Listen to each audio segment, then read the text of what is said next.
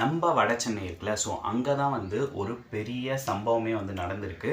So இதே மாதிரி வந்து பார்த்திங்கன்னா மிச்சாங் புயல் வந்தப்போ வெள்ளத்தில் வந்து நம்மளால் நிறைய நியூஸ் கேள்விப்பட முடிஞ்சது. வட சென்னை பக்கமாக வந்து ஏதோ ஒரு ஃபேக்ட்ரியிலேருந்து வந்து ஒரு ஆயில் வந்து தண்ணியோட கலந்து அப்படியே போகுது, வீட்டிலலாம் வந்து ரொம்ப நாஸ்தி பண்ணிச்சு அப்படின்னு வந்து சொன்னாங்க. ஸோ அதே மாதிரி விஷயம்தான் இப்போ ஒரு விஷயம் நடந்திருக்கு. ஸோ எப்போ நடந்திருக்கு அப்படின்னு வந்து பார்த்திங்கன்னா 26 டிசம்பர். இது எல்லாருக்குமே நல்லாவே ஞாபகம் இருக்கும். ஸோ அன்றைக்கி தான் வந்து சுனாமி வந்த தினம். அன்னைக்கு நைட்டு 11:30 அளவில் வந்து மக்கள் எல்லாருமே வந்து பதறி அடிச்சுட்டு வீட்டை விட்டு வெளியில் வராங்க. வட சென்னையில் இருக்க அந்த பெரிய குப்பம், சின்ன குப்பம், இந்த மாதிரி ஏரியாஸ்லாம் இருக்கல. ஸோ அவங்க வந்து வெளியில் வராங்க. அவங்களால மூச்சு விட முடியல. அது மட்டும் இல்லாமல் வந்து ரொம்ப வந்து த்ரோட் வந்து ஒரு மாதிரி பெயினாக இருக்குதுன்னு சொல்கிறாங்க. வயிற்று வந்து எரிச்சலாக இருக்குது, கண்ணிலேருந்து தண்ணி வருது, எரிச்சலாக இருக்குது அப்படின்னு சொல்லிட்டு ஸோ எல்லாரும் வந்து அங்கேருந்து கம்ப்ளீட்டாக வந்து ஒரு 10 கிலோமீட்டர் 15 கிலோமீட்டர் வந்து நகர்ந்து போகிறாங்க. ஸோ தட் வந்து ஒரு ஃப்ரெஷ்ஷாக ஏர் வந்து கிடைக்கும் அப்படின்றதுக்காக. ஸோ இது என்ன நடந்தது அப்படின்றத டீட்டெயில்டாக இந்த வீடியோவில் நம்ம வந்து பார்க்கலாம். ஸோ அதுக்கு முன்னாடி நீங்கள் இன்னும் இந்த சேனலை சப்ஸ்கிரைப் பண்ணலாம், மறக்காமல் சப்ஸ்கிரைப் பண்ணுங்கள். அப்போ தான் நான் போடுற ஒரு வீடியோவும் உங்களுக்கு நோட்டிஃபிகேஷனாக வந்து சேரும். ஸோ வாங்க டீட்டெயிலாக போயிடலாம். ஸோ இப்போ வந்து பார்த்திங்கன்னா இது என்ன நடந்திருக்கு அப்படின்னு பார்த்திங்கன்னா கோரமண்டல் அப்படின்னு சொல்லப்படுற ஒரு ஃபேக்ட்ரி தான் வந்து இருக்குது. ஸோ இது வந்து பார்த்திங்கன்னா எண்ணூரில் கடலை ஒட்டியே இருக்குது. இந்த ஃபேக்ட்ரியிலேருந்து கடலுக்குள்ளே வந்து பார்த்திங்கன்னா 2 கிலோமீட்டருக்கு ஒரு பெரிய பைப் லைன் வந்து இருக்குது. ஸோ இந்த பைப் லைன் எதுக்காக அப்படின்னு வந்து பார்த்திங்கன்னா இந்த ஷிப்ஸ்லாம் வருதுல்ல, ஸோ ஷிப்ஸ்லேருந்து அமோனியா கேஸ் அப்படின்னு சொல்லப்படுவாங்க. ஸோ அந்த கேஸை வந்து பேசிக்காக வந்து அங்கேருந்து வந்து இந்த ஃபேக்ட்ரிக்கு வந்து ஒரு ட்ரான்ஸ்ஃபர் பண்ணுற ஒரு பைப்புன்னு வச்சுக்கோங்களேன். ஸோ இந்த பைப்பில் வந்து பார்த்திங்கன்னா அதாவது வந்து ப்ரீ கூலிங் ப்ராசஸ் அப்படின்னு வந்து சொல்லுவாங்க. ஸோ அதை பண்ணிகிட்டு இருக்கும்போது வந்து பார்த்திங்கன்னா லைட்டாக வந்து லீக் ஆகிடுச்சு இந்த கேஸு அப்படின்றத வந்து சொல்கிறாங்க. ஸோ இது வந்து ஷிப் வந்து நின்று அதுக்கப்புறமேட்டு இதெல்லாம் நடந்ததா அப்படின்னு வந்து கேட்டிங்கன்னா கண்டிப்பாக கிடையாது. அதாவது 26 அதாவது 27 28 அப்போ வந்து பார்த்திங்கன்னா ஒரு 2 நாள் கழிச்சு வந்து ஒரு ஷிப் வந்து வரதா இருக்குது. ஸோ அதுக்கு வந்து ப்ரீ கூலிங் ப்ராசஸ் அப்படின்னு வந்து பண்ண சொல்லுவாங்க. ஸோ அதை தான் வந்து இனிஷியேட் பண்ணியிருக்கும் போது இந்த மாதிரி ஆயிருக்கு. ஸோ இதனால் வந்து பார்த்திங்கன்னா கடலில் வந்து மீனுங்க நிறைய மீனுங்க வந்து இறந்து போயிருக்கு, ரொம்ப பரிதாபமாக. ஸோ இப்போ மீனவர்கள் அங்கே இருக்கவங்க எல்லாமே மீனவர்கள் தான். ஸோ அவங்களுக்கு வந்து பார்த்திங்கன்னா இந்த மீன் பிடிக்கிற தொழில் தான் வந்து பேசிக்காகவே அவங்களுக்கு வந்து ஒரு வாழ்வாதாரத்தை பண்ணுறது. ஸோ அவங்க வந்து இப்போ என்ன சொல்கிறாங்கன்னா எங்களுக்கு மீன்லாம் செத்து போச்சு, இப்போ நாங்கள் எப்படி இது பண்ணுறது அப்படின்னு வந்து சொல்கிறாங்க.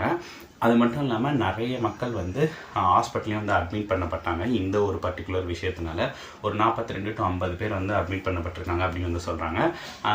கரெக்டாக அந்த இடத்துக்கு வந்து பார்த்திங்கன்னா ஒரு 3 மணி 3:30 மணி, அதாவது 11:30க்கு இந்த சம்பவம் நடக்குது. ஸோ 3:30 வந்து பார்த்திங்கன்னா ஒரு இந்த ஏரை வந்து குவாலிட்டி டெஸ்ட் பண்ணுவாங்க. ஸோ அந்த மாதிரி டெஸ்ட் பண்ணும்போது வந்து பார்த்திங்கன்னா 5 மில்லிகிராம் இருக்க வேண்டிய அந்த கேஸ் வந்து பார்த்திங்கன்னா 49 மில்லிகிராமாக வந்து இருக்குது. ஸோ அப்போ வந்து பாருங்கள் எவ்வளோ ஹெவியாக இருந்திருக்கு.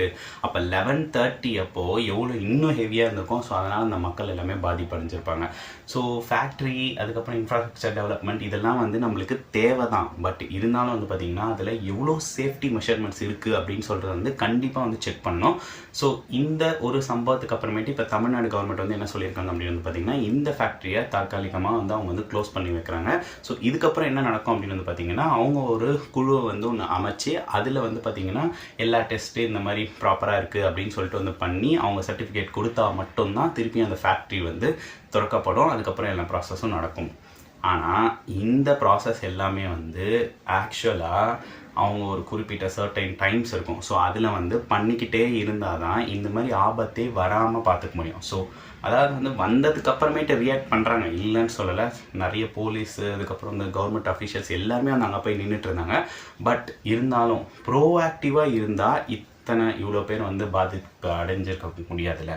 லிட்டரலாக அந்த மக்கள் வந்து பார்த்திங்கன்னா அந்த நைட்டில் அவங்க வீடை விட்டு எங்கே போவாங்க?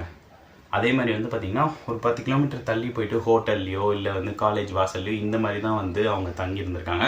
தங்கிறது கூட வந்து பார்த்திங்கன்னா இப்போல்லாம் எவ்வளோ சென்னையில் எப்படி ரொம்ப வந்து குளிராக இருக்குது. ஸோ அவங்க எப்படி கஷ்டப்பட்டிருப்பாங்க அப்படின்றத வந்து எல்லாருமே நினச்சி பார்க்கணும். தேங்க் காட் எந்த ஒரு உயிரிழப்பும் இல்லை. பட் இருந்தாலும் வந்து பார்த்திங்கன்னா மீனுங்களும் நிறைய செத்து போச்சு, கரெக்டாக. ஸோ அதுவுமே வந்து ஒரு உயிர் தான். ஸோ அதனால் வந்து இந்த மாதிரி வந்து இனிமேலாச்சும் நடக்கக்கூடாது அப்படின்ட்டு வந்து நம்ம வந்து இந்த வீடியோ மேக் பண்ணியிருக்கோம். ஸோ இந்த வீடியோவை மேக்ஸிமம் ஷேர் பண்ணுங்கள். ஏன்னா நிறைய பேர் வந்து இந்த மாதிரி ஒரு விஷயம் நடந்திருக்கு அப்படின்னே தெரியாமல் வந்திருக்காங்க. அது மட்டும் இல்லாமல் வந்து கடலுக்குள்ளே இந்த மாதிரி பைப்லாம் போகிறதுலாம் ஓகே தான், இல்லைன்னு சொல்ல. பட் சேஃப்டி மெஷர்மெண்ட்ஸ் வந்து இருக்கணும். அதே மாதிரி வந்து இந்த மாதிரி ஆச்சு அப்படின்னா என்னென்ன பண்ணணும் அப்படின்னு சொல்கிறது வந்து அந்த பர்டிகுலர் ஏரியா மக்களுக்காச்சும் வந்து தெரிஞ்சிருக்கணும்.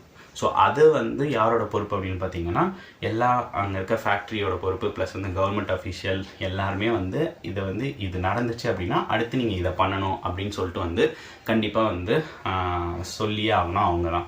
அது அங்கே இருக்க மக்கள்லாம் என்ன சொல்கிறாங்க அப்படின்னு பார்த்தீங்கன்னா இந்த மாதிரி எங்களுக்கு அடிக்கடி நடக்குது, பட் இந்த வாட்டி ரொம்ப அதிகமாக நடந்துச்சு அப்படின்றத மட்டும் சொல்கிறாங்க. ஸோ அப்போ வந்து யூஸ்வலாகவே ஒரு சின்ன லெவலில் நடந்துட்டு தான் இருக்குது அப்படின்றது நம்மளுக்கு தெரிய வருது.